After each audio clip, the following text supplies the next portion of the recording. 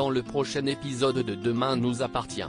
Tandis que Mélanie tire sur Nordine, Luna fait un cadeau à Dorian.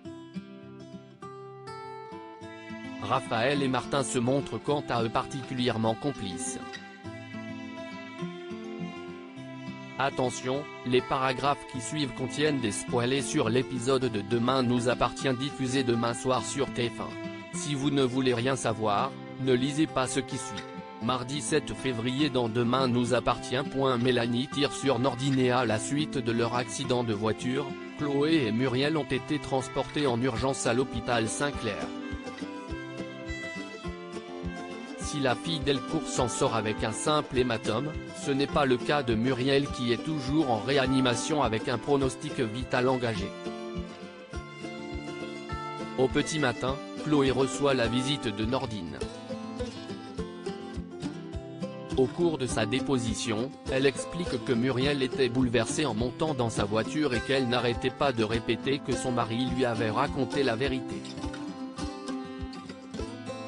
Patrick Faure est quant à lui au chevet de sa femme lorsqu'il reçoit la visite du commandant Constant. Face à ces questions, Patrick fait croire aux policiers qu'il n'a pas revu sa femme depuis qu'elle s'est installée chez les Declour. Inquiet, Patrick accuse François d'être responsable de l'état de Muriel. En effet, il pense que le professeur de français a manipulé sa femme avec des horreurs.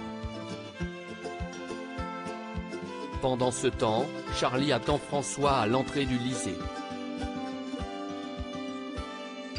En effet, la jeune femme a su par Adam ce que Patrick Faure lui a raconté la veille.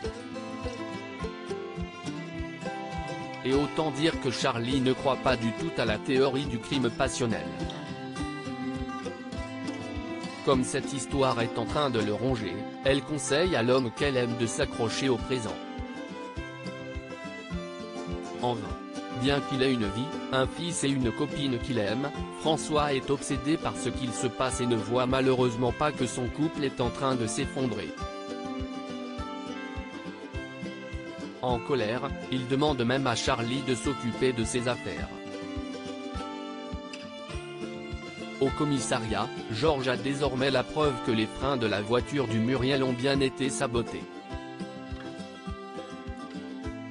Même si la police scientifique n'a relevé ni empreinte ni trace ADN sur le véhicule, Damien a malgré tout pu récupérer le téléphone de Muriel.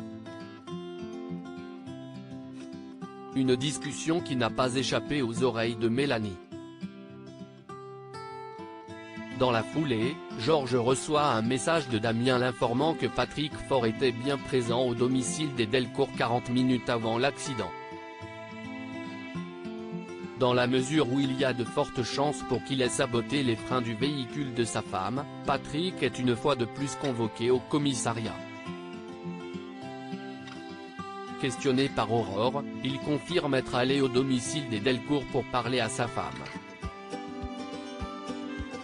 Néanmoins, Patrick fait croire qu'elle n'était pas là et qu'il est reparti sans avoir pu lui parler. S'emportant, la capitaine Jacob le somme de lui donner le nom de son complice mais Patrick jure qu'il n'a rien à voir dans tout ça. De son côté, Nordine se rend compte que Mélanie n'a toujours pas rappelé Monsieur Mézières pour prendre sa main courante. Après l'avoir recadré, le policier décide de s'en occuper lui-même. C'est de cette façon que Nordine découvre que Monsieur Mézières est lié à l'affaire Pujol. Plus tard, Mélanie fouille dans les archives du commissariat et récupère le téléphone portable de Muriel Faure. Lorsque Nordine arrive, elle fait mine d'être à la recherche de Damien. Le fils de Martin en profite alors pour la recadrer une fois de plus car Monsieur Mézières pourrait être un témoin clé dans cette enquête.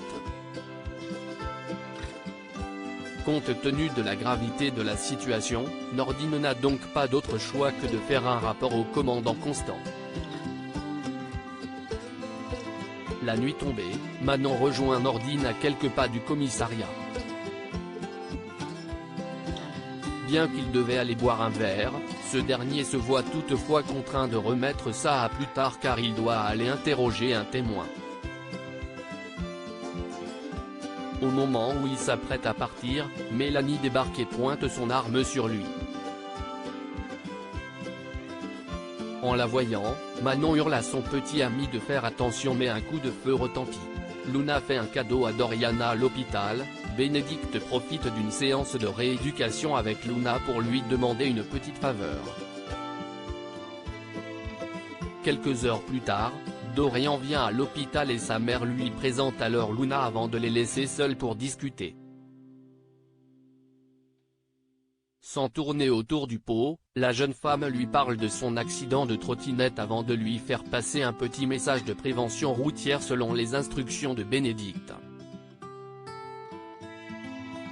Mais officieusement, Luna l'encourage à acheter une trottinette, à mettre un casque et à respecter le code de la route tout en s'éclatant.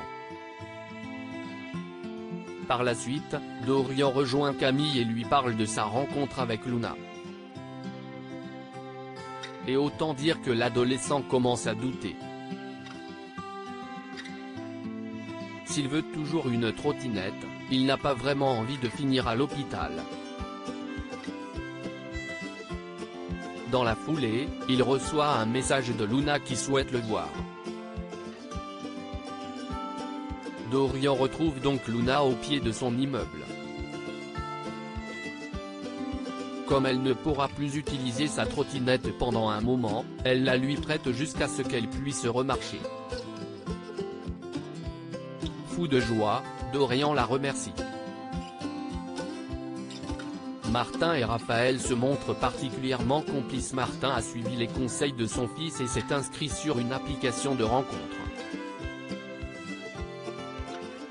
Il tente bien de prendre un selfie dans son bureau mais ce n'est pas gagné. Heureusement, Aurore est là pour lui donner quelques conseils. Et visiblement, c'est un succès puisque Martin décroche un rendez-vous avec une certaine Karine. Après s'être donné rendez-vous au Spoon, ils font connaissance. En apprenant qu'il est commandant de police, la jeune femme le bombarde de questions sur son métier. En réalité, Karine collectionne les rencontres avec des hommes travaillant dans les forces de l'ordre. Raphaël, qui est assise à la table d'à côté, assiste à la scène avec amusement. À la fin du rendez-vous, elle taquine Martin puis lui propose d'aller boire un verre pour oublier ce tête-à-tête désastreux. Au cours de la soirée, Raphaël et Martin se confient sur leur vie sentimentale et plus particulièrement sur leur présence sur les applications de rencontres. Tandis que le courant passe bien et qu'ils se montrent particulièrement complices, ils trinquent aux belles rencontres et au célibat heureux.